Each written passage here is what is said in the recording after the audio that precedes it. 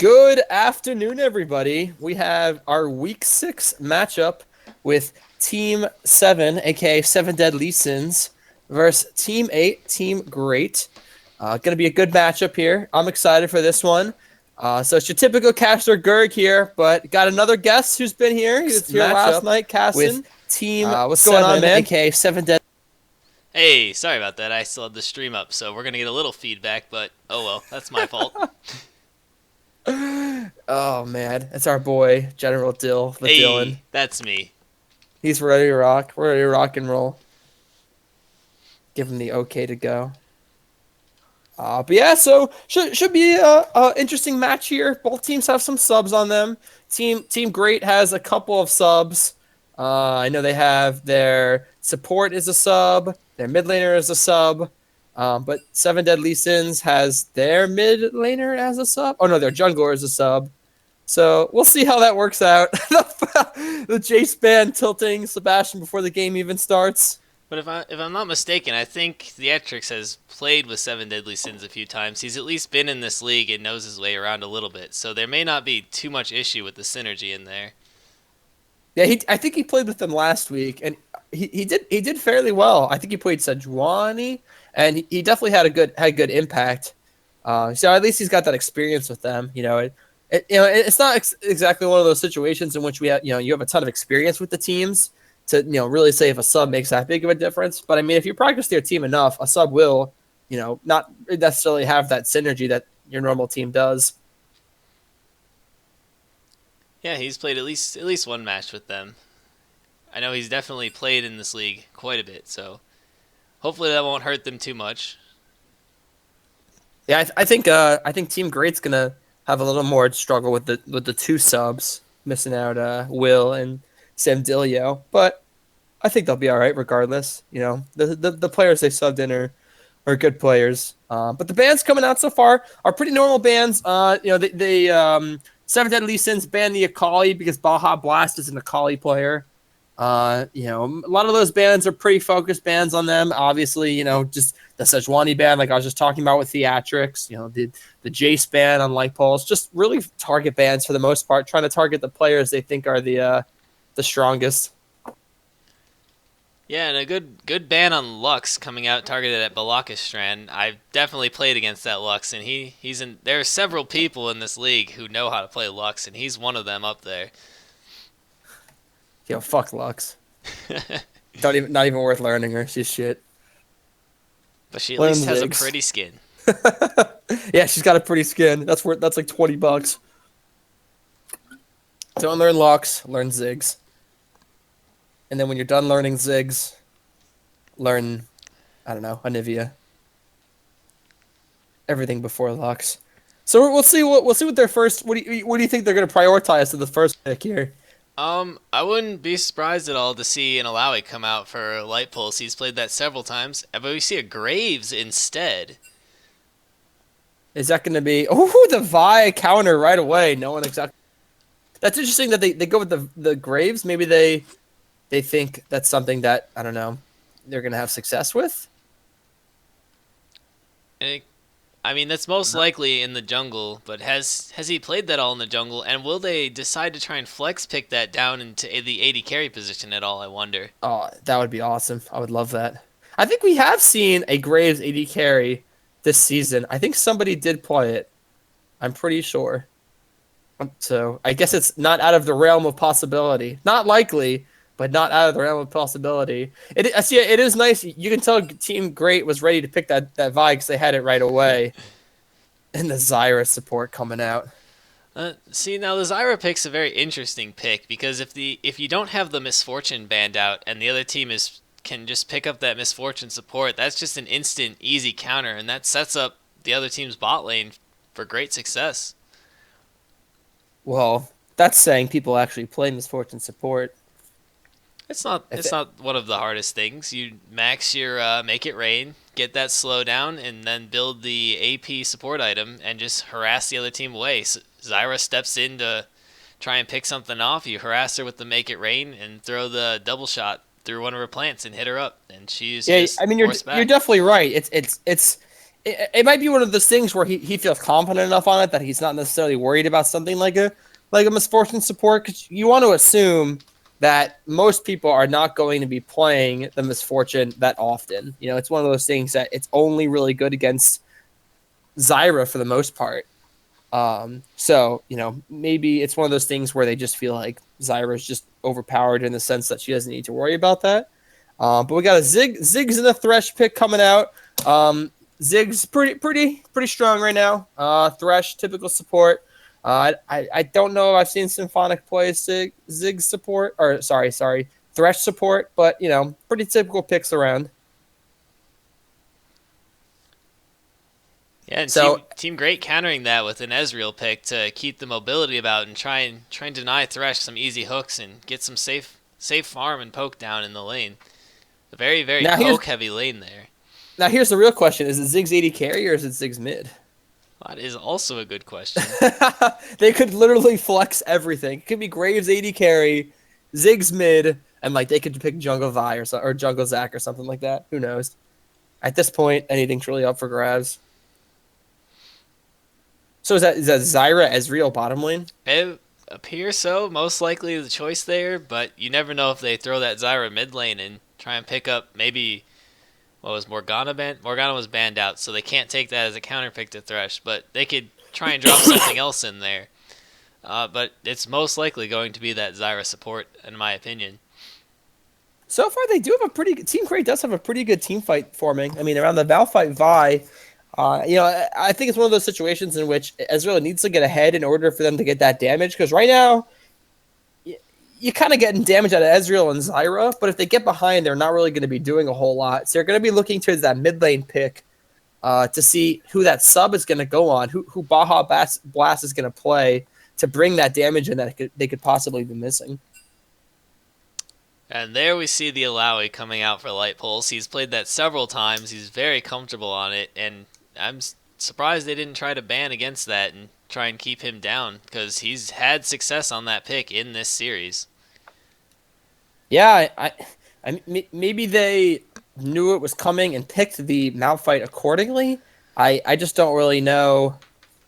I mean, I don't really know. Maybe they just have a counter plan for it, but it's definitely. I mean, you're definitely right. It is one of his stronger champions. I mean, we have seen him at this point play it multiple times, so we know he's got the capability to go off on it. I mean, I guess Malphite would do all right against it. I mean, it is an AD champion top. Yeah, he can definitely stack that armor, and looking through, they really. We'll see on this. Oh, all right then. Oh, okay. So is that it is Ziggs 80 carry? Yep, we're gonna see the Ziggs 80 carry in the Graves in the jungle. Ooh. So yeah, this will definitely be interesting. That reduces the effectiveness of Malphite very well because he only has that Graves and that Alawi to tank up, and there's two heavy AP damage coming out of the mid and AD carry position. That's interesting. I definitely did not. I mean, I know Jirachi has wanted to play Ziggs 80 carry for a while, so I knew that was always a possibility. But you're right. I mean, it definitely does counteract that Malphite tanky AD, armor support or top. But I mean, at the exact same time, though, if they can kind of prevent the Ziggs from pushing out, it does counter his whole effect as AD carry. And an Ezreal Thresh or Ezreal Zyra is really good at doing that. They can push the lane pretty easily for the most part. I mean, especially Zyra.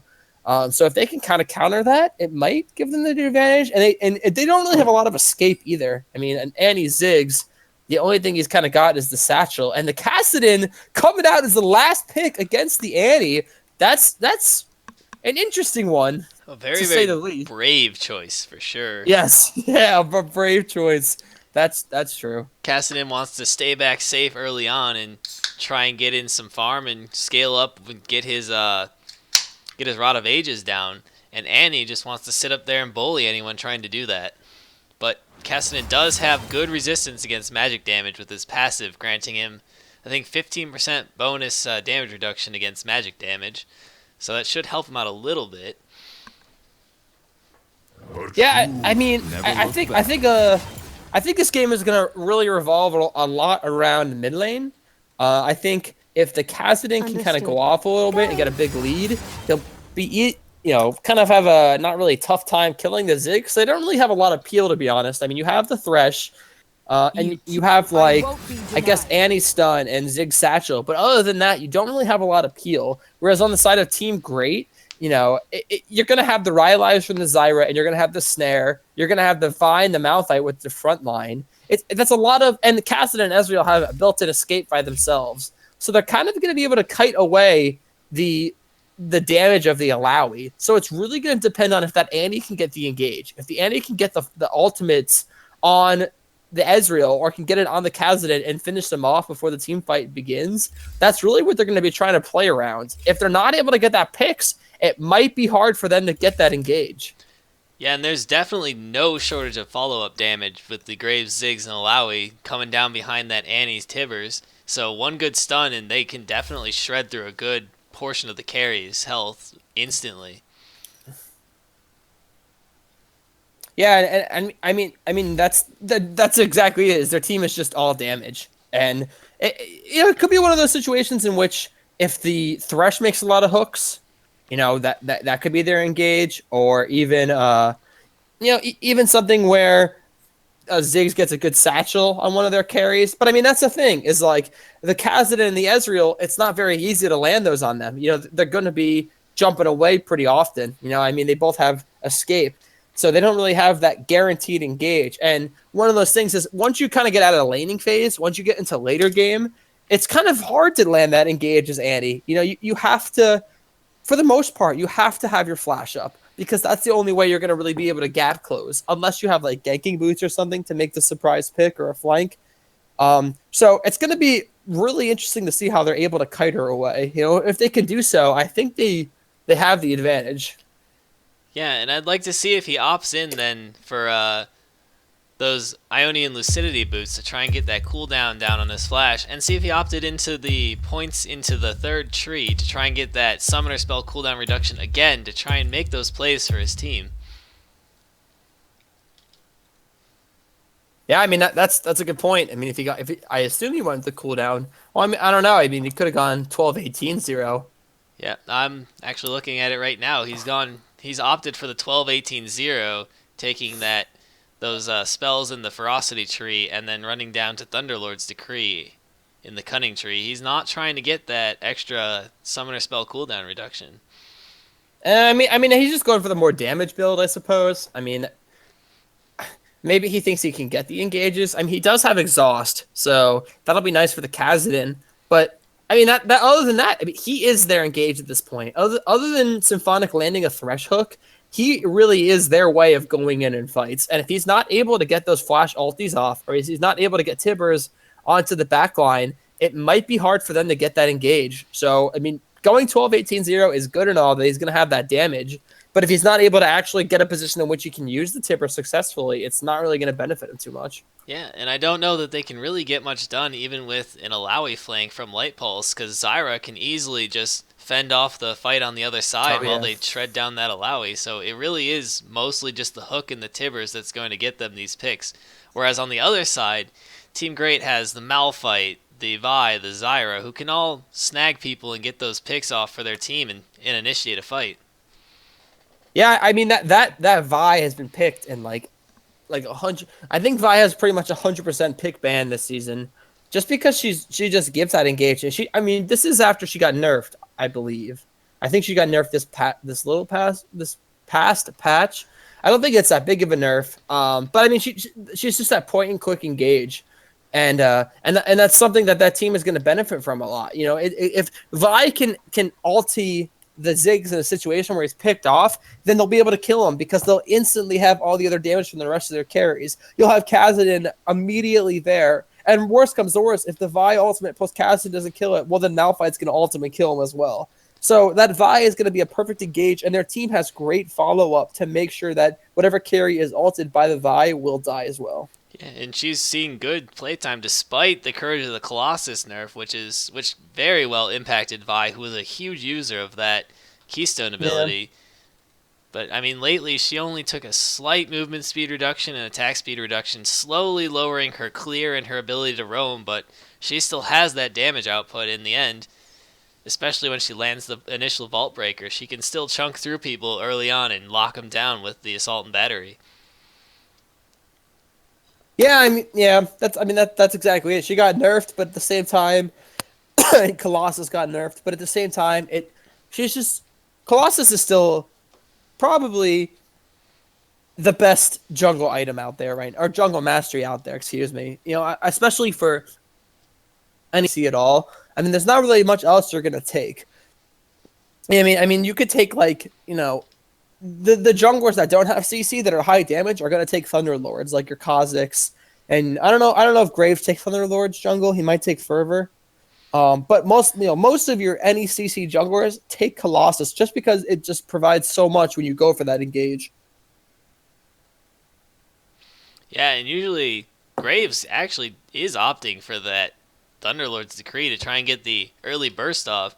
Normally you'd actually more see along the lines of Warlord's Bloodlust because it gives him incredible sustain when paired with the lifesteal items that he's just going to be building right off the bat out of the jungle. Yeah, man, I guess the Warlords would give you a longer time, able to kind of stay in your jungle a little longer. I mean, I guess he's trying to provide, I don't know, a little more gank pressure, I guess.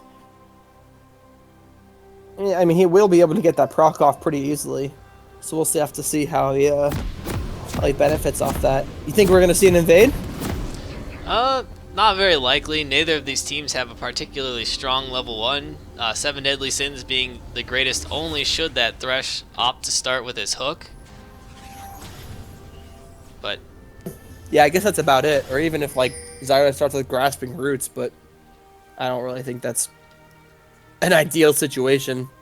Welcome to Summoner's Yo, if you push O, by the way, it keeps the scoreboard permanently up. In case you didn't know. alright. Oh, it looks like could be just kind of playing around a little bit here. Nothing's really gonna happen. There's that bush is warded, so are they just gonna wait? Yeah, I mean, Thresh, Symbolic Salute did start with that death sentence, so he's got that at level 1 should they decide to try anything cheeky here. They're just gonna back out. Yeah, I mean, it would be a risky invade. Worst comes to worst, if you hook the Ezreal, he'll just eat out. It's not exactly an easy invade. But looking at something else here, summoner spells in the middle lane. You have the teleport on the Kha'Zix and the exhaust on the Annie. Hopefully, we'll be able to see that Kha'Zix kind of use that around the map a little bit. Baja's got an easy roam potential in the sense that if he's able to kind of get around the map on the Kha'Zix, he can really make plays happen, and he can really. I think we lost you there, Greg. You cut out very briefly. So if the Kha'Zix goes in after 6, they'll be easy to kind of get a kill on him. Yep, and we see pretty standard starts. Junglers starting on the bot side, and the bot lanes head in to start their matchup. Yeah, it'll be interesting to see if Light Pulse can get this advantage on Bounty top.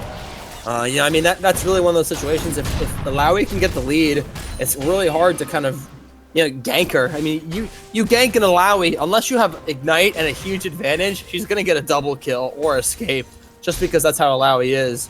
So, I mean, if he can get a kill in lane before the jungler comes up there, it'll really help him a lot. I mean, already top lane, just getting the Vessel and just destroying it. And Bounty's just sitting there taking all the damage. He's already, below half health, and he becomes a Vessel through all of that poke. I mean, just the Illaoi, just the lane bully there.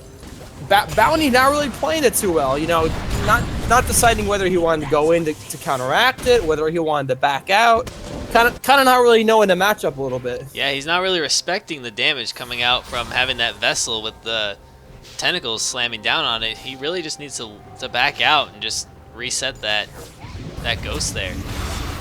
Ooh, looks like Vi's coming with the flash Vault Breaker. Ooh, the slow is on. No, not going to be enough. The flash is burned from the Annie, though. Also flash from the Vi. Nice play, though. Able to push Annie on the lane, maybe? No, looks like she's going to try to stay to get a little bit of that farm left. But a very nice play from Vi to burn that flash on Belkstrand early on. You know, might have been a little easier if Kassadin was 6. Looks like Urion's going to come top to try to make this play here. Looks like Light Pulse does not have any vision on it at all. Here comes Urion. He's coming into lane right now. Light Pulse is starting to back out now. The slow's coming off from Malphite. The Vault Breaker's in on him. Getting the slow down. Tentacles are smashing. Looks like it's going to be enough to maybe kill the Malphite. First blood's coming out from Alawi, but Urion looks like he's going to... Oh! Barely gets the kill. That was almost a double kill for Light Pulse on the Alawi. Yeah, very well played. Pulling out that ghost on the Malphite. He hit that spirit test of spirit and was just going in on them, putting out the damage before Vi could really answer with any damage of her own. Yeah, I mean that's what I was saying before. You know, ganking top against the Alawi is very risky unless all of the tentacles are cleared. If they're not all cleared, it's tough. You know, it's tough to come out of it getting a kill without any of your carries killing or getting killed. I'd say overall it wasn't worth because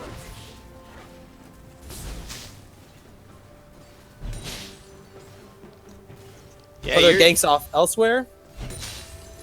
You're cutting in and out. I don't know if that's your microphone or Discord there, but we're losing you here and there on occasion. All right, I'll mess with it a little bit here.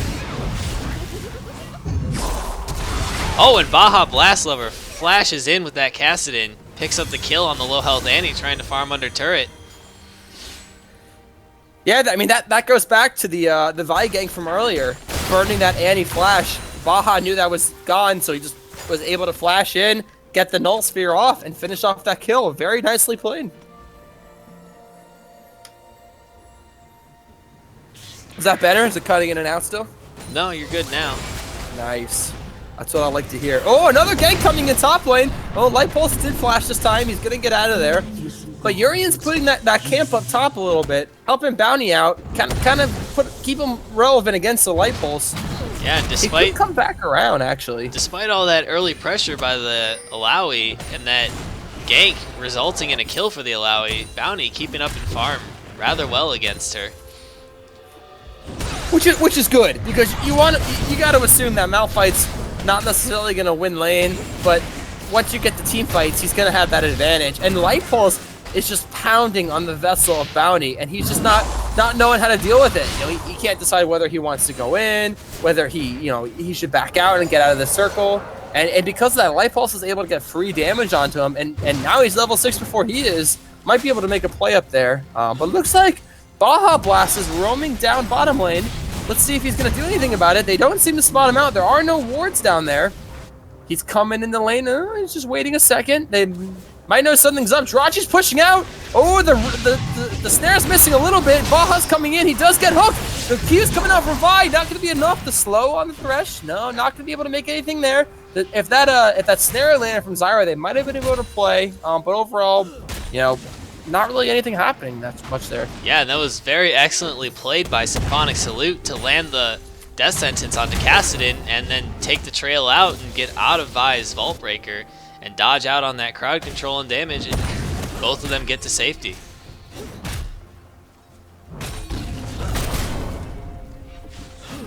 Yeah, I mean that's the advantage though. Is even though nothing was burned, it shows that the Kassadin is ready to roam and make plays. You know, he has that potential to roam across the map, and he still has the farm lead mid. So that's something they're really trying to play around, is Baja just kind of roaming bottom, roaming top where he needs to, and giving his other team the advantage. You know, he's got that enough lead on the mid laner. It looks like backing off down bottom. Looks like they were trying to consider doing something, but in the end they just decided to back off.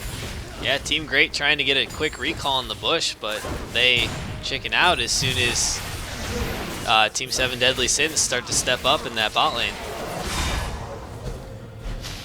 So looking across the board a little bit here at farm, Light Pulse up about 17. Jungle's down about 11, but Urion does have the kill, so it does help a little bit there. Did get that? He didn't get first blood. Excuse me. Did get a kill though. He did pick up the kill after the first blood. Right. So, it does balance out a little bit, but across the board, it is a little bit of a gold lead for 7 Deadly Sins, because they do have a little bit of that farm advantage, but for the most part, pretty much the same gold right now. Yeah, and despite that farm deficit, that kill actually keeping Aurian up in gold on his counterpart Theatrix in the jungle, so hopefully he can turn that into some kind of lead, not falling behind at all despite being slow to the farm. Yeah, it's going to be interesting to see if Urian can make plays on the Vi right now. I mean, he's about to get 6 off this red buff. So where's he going to go with it? I mean, he could opt to go back top. You know, maybe try to make another play. Light Pulse doesn't have his flash for another minute or two. Looks like that is exactly what he's going to do. It looks like he's going to try to come top lane. Light Pulse doesn't have any wards on it. The Vessel's coming out. Urian opts to clear the Tentacle, though. Light Pulse is just pounding on Bounty, though. The Vault Breaker's coming out. Looks like, oh, going on the Light Pulse, though. Bounty might die to the Tentacles. He does die to the Tentacles in the back. That's that gank potential right there. Easily done for Illaoi to counter that Vi gank because of the ultimate. Oh, he's going back in with the Vault Breaker. There's a slow. The ultimate's coming out. He looks like his Tentacles are getting the health regen. Oh my gosh, that health regen from Illaoi. Nothing can touch him though. My gosh, ganking Illaoi when he has Tentacles set up is just so hard to do. Yeah, and despite Baja Blast Lover roaming up on that Caston, Theatrix is right in position to force him back and keep the fight in Light Pulse's favor as he just pounds away on the enemy top lane and jungler. He's getting himself a nice lead up there. Yeah, it's just so hard to gank Illaoi. I mean, they're trying to put that pressure on top lane to kind of keep Bounty into it a little bit.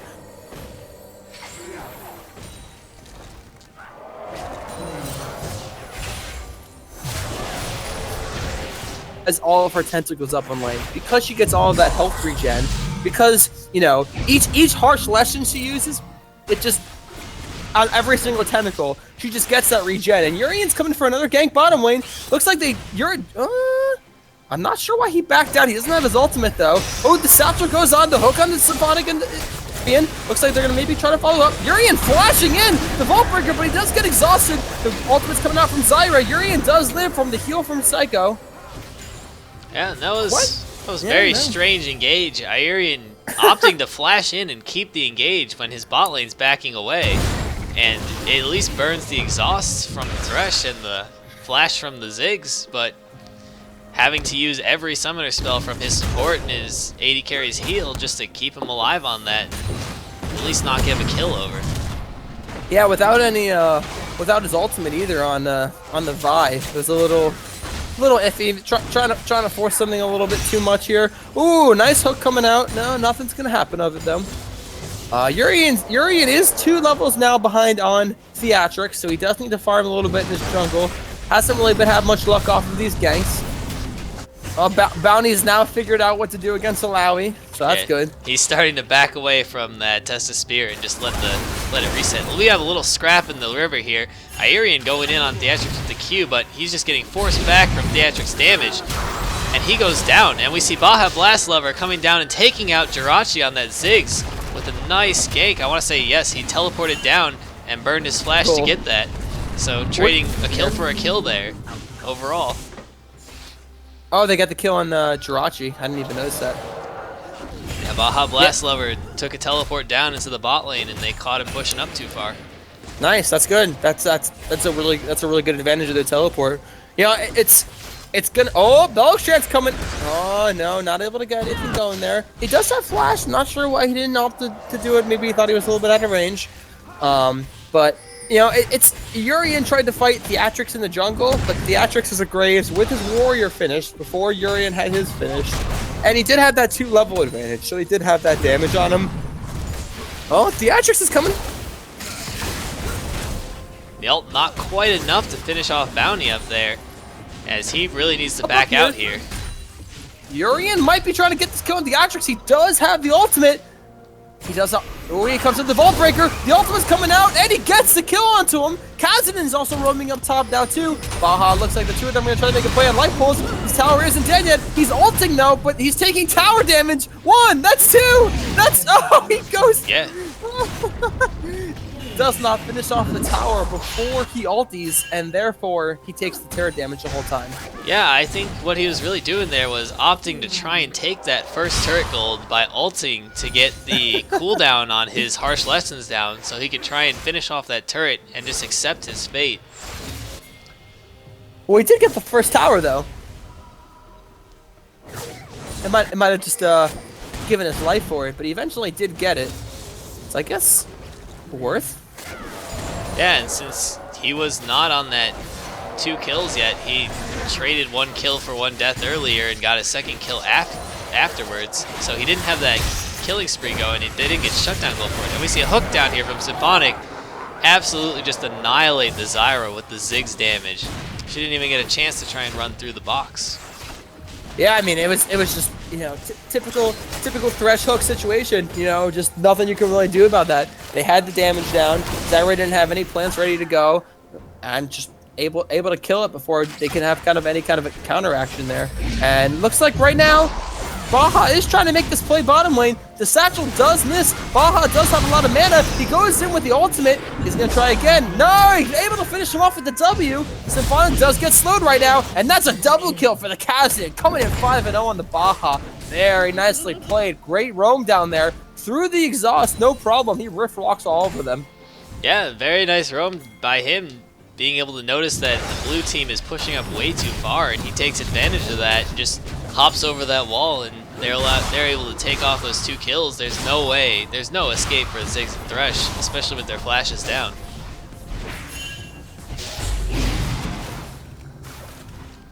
Looks like the rest of the team's gonna back off. Urian's clearing the ward there. Belkstrand is going to try to chase him, it looks like. No, it looks like he's just choosing to opt out. Yeah, I feel like this Annie has not had a huge impact anymore. Oh, Light Pulse! A little bit... Oh my gosh! It doesn't even matter. He brings one with him, though. But Light Pulse a little out of position there. Taking on a little too many people. Does take one with him, though. Not sure if it's necessarily worth, because they are going to give up the dragon. Oh, maybe not necessarily. 7 Deadly Sins has a different idea about this. Looks like Team Great is just going to back out. Belkstrand does have his flash, ultimate, and exhaust up to see if he can make a play on one of them. No, looks like Team Great is going to opt to start this dragon. Are they trying to give up a turret for a dragon trade right now? It is only an ocean dragon.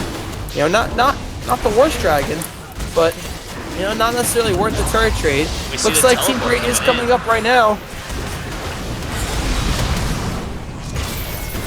Light Pulse getting a little ahead of himself, trying to engage on the team without his team backing up. Oh, but the Anti-Timbers crushing the backline. Very nice ultimate coming out from Belkstrand. Able to kind of zone them out there. The exhaust and the flash and the Timbers were used. Able to zone them out very nicely. Give them that lead that they needed. Yeah, no, we lost you partway through that fight there, Greg. I don't know if anyone on the stream could hear him missing, but I could not hear him.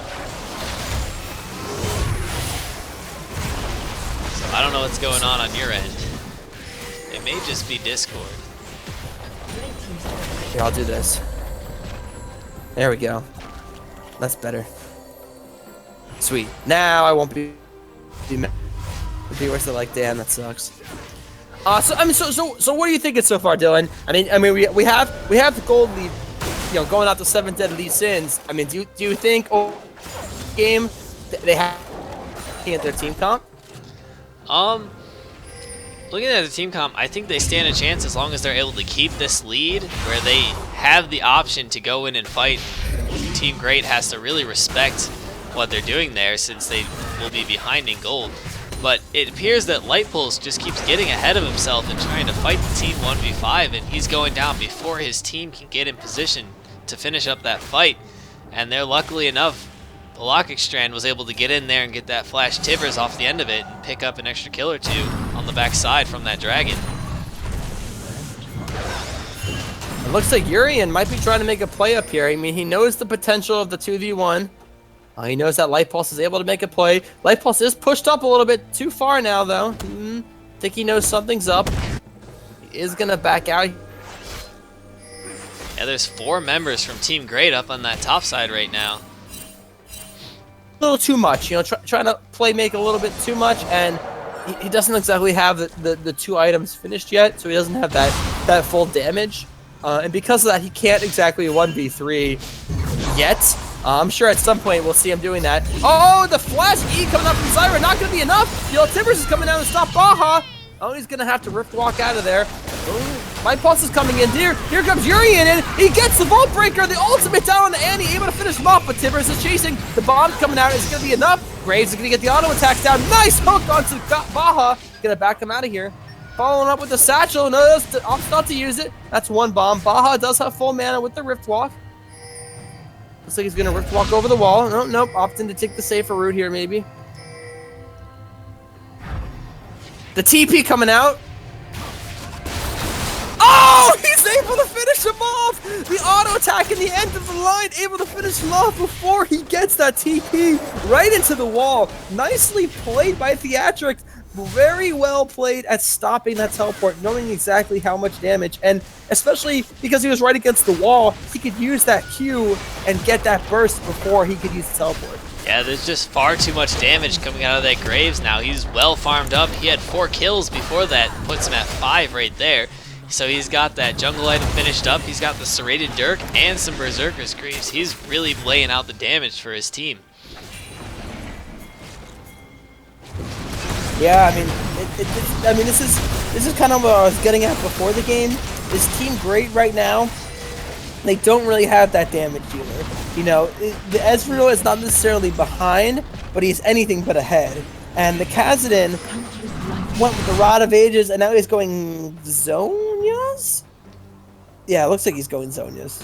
Oh, that Ezreal is actually much farther behind than you think. We have 7.7 thousand gold on the side of that Jirachi with Ziggs, and Ezreal's only sitting at 5,500. He is well behind his lane opponent. And to compare, the top lane and jungler on the Team 7 Deadly Sins also sitting at about 7.8 thousand, so they're looking at a hefty gold lead on each side, with that Malphite falling far behind, not even hitting 5,000 gold yet. Team 7 Deadly Sins just has built a really nice lead for themselves, and they need to be able to continue pushing that, since Team Great has definitely a far better team fight if they're sitting on an even match. I mean, you're totally right, and Team Great doesn't necessarily have that damage to follow it up now at this point. I mean, with that Ezreal being behind by so much, and Khazad, you know, being, you know, going the Rod of Ages, Zhonya's build, he's not going to have a ton of damage either. So they're really going to just need ideal team fights. They're going to need situations in which they can really rely around the Zyra plans to do a lot of damage. It looks like this fight might be starting up here a little bit. The Ziggs is a little bit out of place. Urian is in the bush with the pink ward. They don't know he's there though. Obviously, the Vault Breaker out. Gonna be able to control, get rid of that control ward. Is the flash up? Yeah, the flash exhaust is also up from Annie. So she chooses to go in, have that easy engage there. Looks like might be trying to make something happen. Bellic is roaming down. Baja Blast knows he's there. No, Bellic not going to pass up a little bit, or move up a little bit. And looks like they're just going to opt out. Playing a slow game here a little bit. You know, the 7 Deadly Sins does have that advantage, but like, they don't have that engage unless Annie's going in. Yeah, and Light Pulse off there splitting on bot lane. He's actually getting that turret dangerously close to that inhibitor turret. So that wave's pushing up nicely, and if Team Great doesn't do anything here, he might be able to take that turret. As Vi goes in on Belakikstrand and just gets poked back from damage, he can't engage, and the Ziggs Mega Inferno Bomb absolutely destroying the team. Ezreal flashes in and gets annihilated. Everyone's going down left and right as Belakikstrand and Theatrix flash the wall and pick off Baja Blast Lover on the end, and Light Pulse is just taking this turret. He's able to get something off the team. That was a nice engage from Urian on the Vi. But at the same time, they just do not have damage to follow up with it. They engaged on that, but Jirachi on the Ziggs was just putting in so much work. He put down 2 bombs.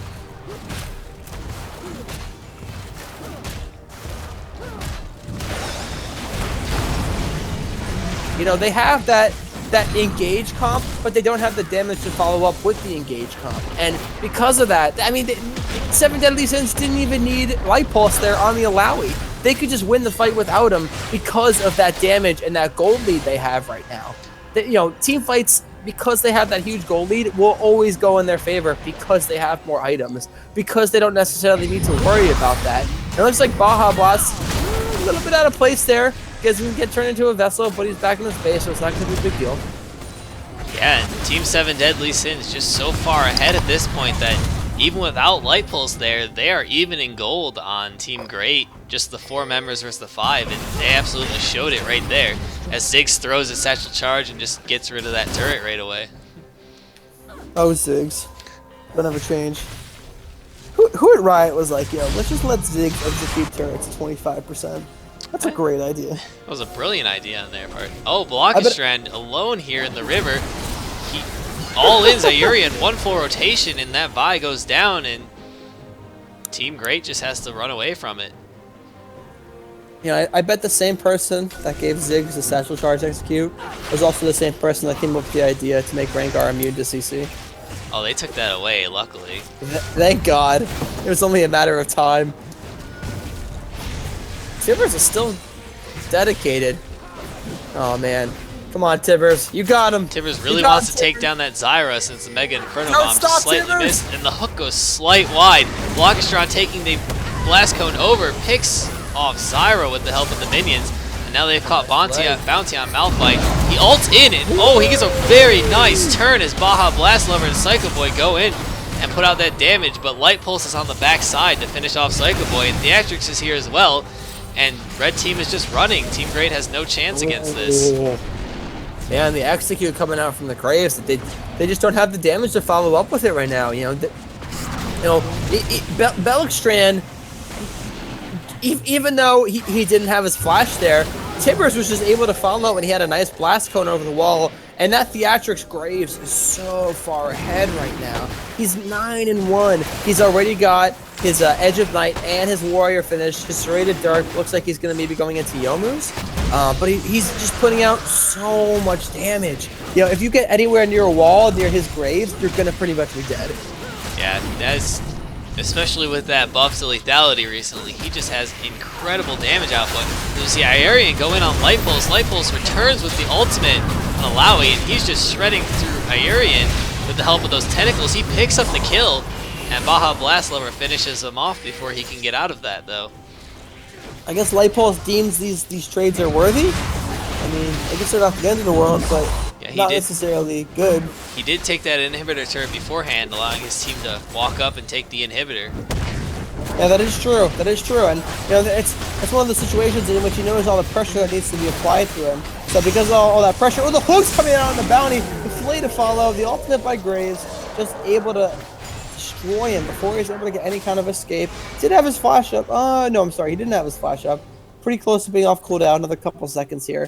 But yeah, I mean, going back to Light Pulse, you know, he is getting, he does have the most deaths in the team, and he is a little bit out of place sometimes. But because he's out of place, it allows his team to make plays around the map. Because they put all that pressure in, and the ultimate coming out from Belikstrand on the Vi, the Vault Breaker's coming out, Urian's able to survive on the bomb though! Oh, nice flash, able to live it there, but barely. But yeah, I mean, they put all this pressure into trying to kill the Alawi, and because of that, the rest of his 7 deadly sins are able to just make plays around the map. Yeah, and he's just giving up room for Blockstrand, just sit in bushes, and Ayurian falls for the same trick twice. Luckily, he's able to get out this time. You see Baja Blast Lover Rift walking in, throwing a little poke down with the Null Sphere on Ziggs, and Team 7 Deadly Sin starts to back off a bit. Yeah, I mean, with 2 inhibs down, and did they just use a Nexus turret? And they just lost a Nexus turret. I mean, at this point, it's almost inevitable for 7 Deadly Sins to end this game. I mean, they have the Ziggs satchel up. You know, just gonna be able to push in here and just get the pressure up to finish this turret. I mean, I think the turret itself is 2 auto attacks away from the satchel being executed. But Light Pulse is still just there by himself. I guess they realize the inhibitor's about to respawn and they're deciding that's a priority. They said they're gonna try to make a play on Light Pulse up here. No, Light Pulse just, you know, pounding away there. No problem at all. Getting that free damage down onto Urian. Really putting work in on this Alawi. Yeah, the rest of his team starts Baron, and Psycho Boy actually almost picks off that Graves, who was tanking the Baron with his ultimate, the True Shot Barrage coming over, and blue team tries to stay on the Baron, and it just knocks them off of it. They don't have enough tank without Light Pulse there. As Blockstrand gets caught with the Bounty ultimate off of Malphite, they pick up a kill in return. But Light Pulse just takes down the turret. He's up there all by himself trying to make it happen for Team 7 Deadly Sins. I mean, he just seems at this point, he's like, I don't care what the hell the rest of my team is doing. I'm just going to push. And Team Great doesn't really seem to have much of an answer for him, to be honest. I mean, he's looks like at this point he's going to get the inhibitor. Yeah, I'm surprised that 7 Deadly Sins even tried to get that Baron, as the Assault Battery comes out and the rest of the team is there. The Tentacle's putting out insane damage, but not able to pick up Iurian off the backside. But I don't know why 7 Deadly Sins opted to go for that Baron without Light Pulse there. He is their tankiest member right now, and they needed him in front of that Baron taking the damage. Bounty's starting to go down to Theatrix as he blows the ultimate and flashes in to get the kill. He's just gonna 1v3 here, almost picking off Psycho Boy too, as Symphonic Salute comes in to save him with the shields. Yeah, it was close. I mean, that just shows how much damage that Graves. Psycho Boy walks right into the Mega Inferno Bomb and gets himself killed right off the edge of that. Oh, that was so close. Oh, it looks like Bob's gonna kill the Graves. But yeah, I mean, that was the edge of the bomb there. But I mean, Theatrix is putting in work on this Graves, and it looks like 7 Deadly Sins is probably gonna be able to end the game here. Oh, the TP is coming in from Light Pulse. Oh, they are going in for the engage though. Here comes Light Pulse and does have his ultimate up. Putting in the damage now, just opting to save it for a little bit here. A little bit of damage going down either way. Looks like they're just gonna. Oh, Urian's going in the Belk Strand. Oh, gets hooked away from Symphonic. The ultimate from Bounty coming out onto the Belk Strand on the back line. Tibbers is chasing him down. He's not taking enough. Nice flight coming back, keeping him into the team fight. Able to get that double kill going over to Annie. Looks like this is gonna be game for 7 Deadly Sins. And now he ults. There's just a little bad-mannered ult off the end there, just to try and make Ezreal stay under Fountain while they continue to fight instead of finishing off this Nexus. And the minions will pick it up for them, and that'll end the game. You gotta work on those fantasy points. But overall, very nicely played for 7 Deadly Sins. You know, a little bit of such a huge gold lead there, and you know, Light Pulse did get picked off a little bit, but at the same time, he got picked off, and because he's a Lally, it didn't even matter. He was just like, you know, I might get picked off, but I'm taking one of you with me. And while you're focused on trying to deal with me, the rest of my team is just going to make plays. Yeah, he was sacrificing himself for turrets and a kill here and there on the return, so he was always taking objectives, applying pressure for his team to just be able to roam around the map as a group of 4 and be able to push where they needed to be. All right, guys, so we've just finished game 1, going to 7 Deadly Sins. Dylan, I don't know if you showed the damage a little bit. Check out the damage numbers here. Looking over here, we'll see, man, that Light Pulse putting out mad work on that Alawi. And, you know, I mean, even so, Theatrix being as fed as he was on Graves wasn't top 3 in damage, but still doing more damage than literally every other member on the other team. Yeah, he was He was just killing individual members so fast that there was really no chance for him to put out large damage numbers because the team was just dying right away when he was up in the fight. All right, guys, so we're going to take a quick break right here. We'll be back in like 20 seconds. And make sure you guys stay tuned for game number 2.